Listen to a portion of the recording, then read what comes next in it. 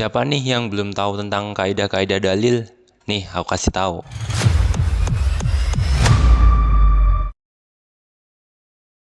Oke, assalamualaikum warahmatullahi wabarakatuh. Perkenalkan, nama saya Tristan Menara Iman. Nah, di video kali ini saya akan menjelaskan apa aja itu tentang amr nahi, terus dalil-dalil am dan khas, terus ada mutlak muqayyad, dan yang terakhir ada mujmal mubayyan.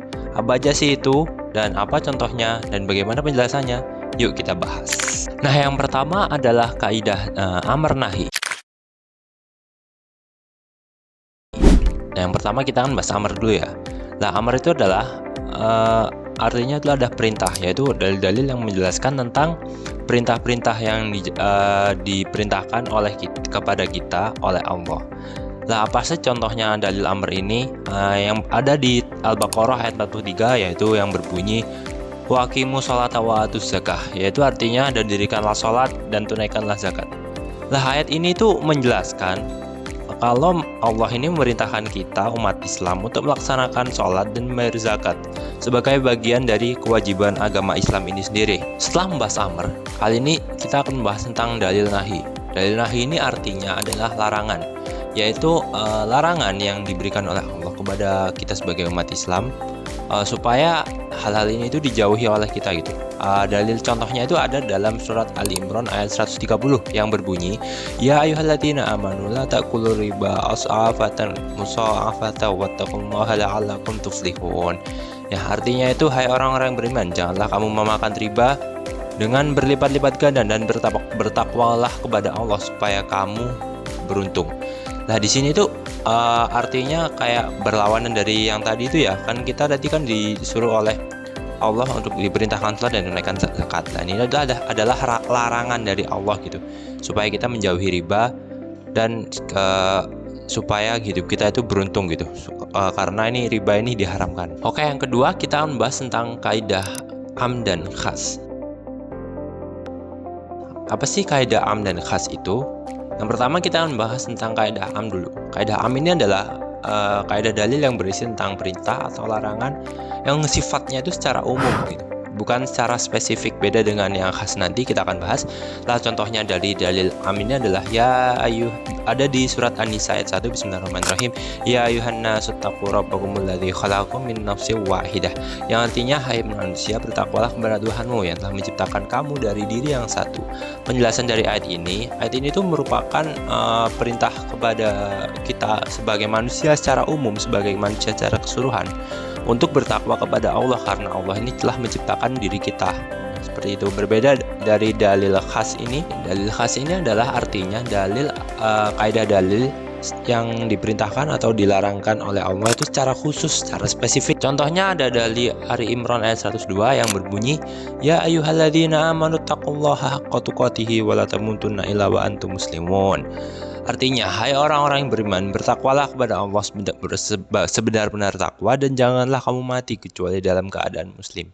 Nah, berbeda kan dari yang tadi. Yang tadi itu diberitakan secara umum kepada seluruh umat manusia, dan kali ini Allah memerintahkan kita secara spesifik sebagai hai orang-orang yang beriman itu. Bagi orang-orang yang beriman, kita diperintahkan oleh bertakwa kepada Allah dan janganlah kita mati kecuali dalam keadaan muslim. Seperti itu perbedaannya.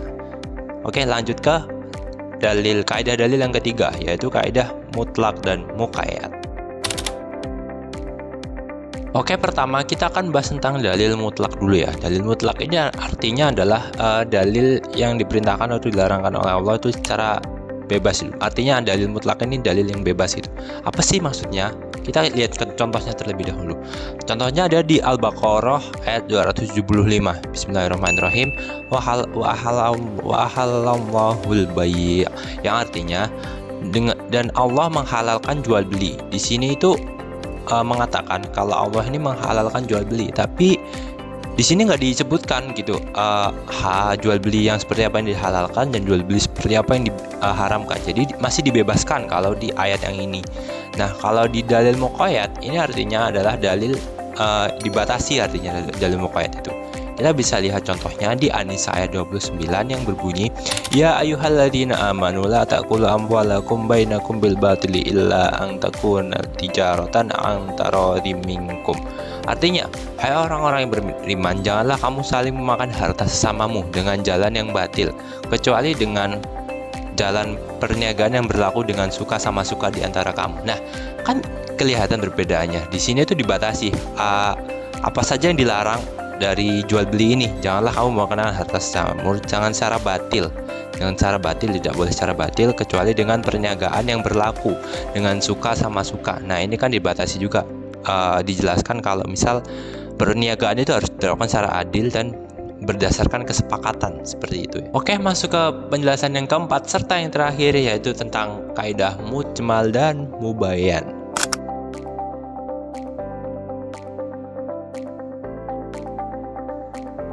Apa sih kaidah mujmal ini? Kaidah mujmal ini artinya adalah global. Nah, maksudnya itu gimana tuh? Nah, ini kita langsung ke contohnya ada ya. Ada di Quran surat Al-Baqarah ayat 43 yang berbunyi Bismillahirrahmanirrahim wa aqimus shalah, yang artinya itu dan dirikanlah sholat. Nah, ini kan kaidahnya, ini kan kaidah dalilnya ini masih secara global gitu ya, belum secara terperinci.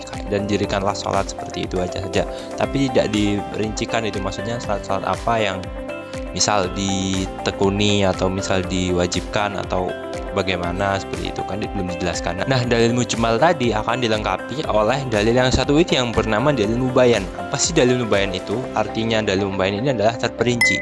Nah, terperinci itu maksudnya bagaimana? Nah, kita langsung aja ke contohnya biar kita semua paham ya.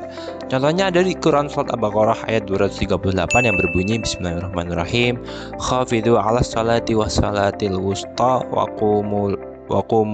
qumu lillahi qanitin. Artinya, peliharalah segala salatmu dan peliharalah salat usta. Berdirilah untuk Allah dalam salatmu dengan khusyuk.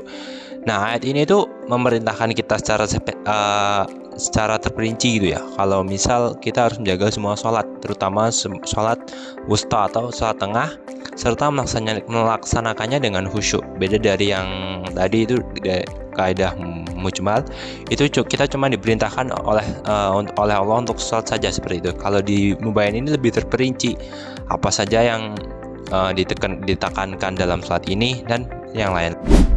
Oke, sekian penjelasan tentang kaidah-kaidah dari saya. Semoga penjelasan tadi bermanfaat dan mudah dipahami. Saya tutup. Sekian dari saya. Wassalamualaikum warahmatullahi wabarakatuh.